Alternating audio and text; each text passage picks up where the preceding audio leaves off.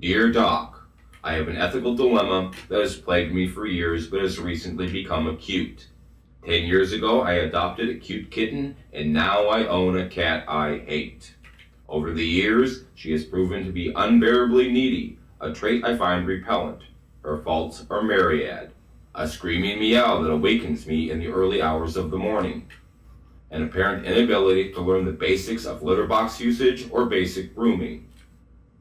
A tendency to drool when receiving her scant portion of affection, as well as arthritis and dandruff. I know these things aren't her fault, but they do make me avoid and neglect her. And now that I have a baby on the way, I have even less patience for her.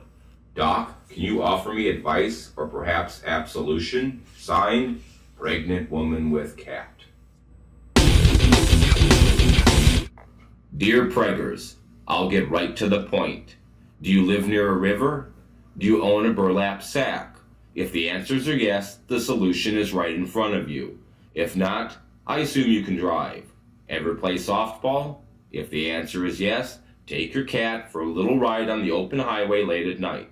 Get up to about 55 miles an hour, roll down the window, and release the pitch. Throwing a cat out of a car window is much like throwing a softball, with one small exception.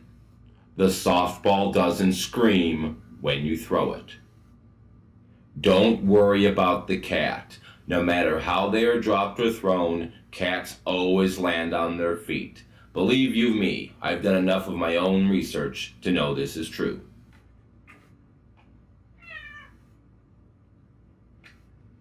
As an aside, what I found most disturbing about your letter wasn't the cat, but your complaints. She is needy.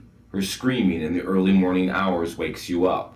Her inability to learn the basics of litter box usage or basic grooming, and the tendency to drool. These traits have caused you to hate and neglect your cat, and now you have a baby on the way? I hate to tell you this, but this baby is going to be like a big hairless cat on steroids.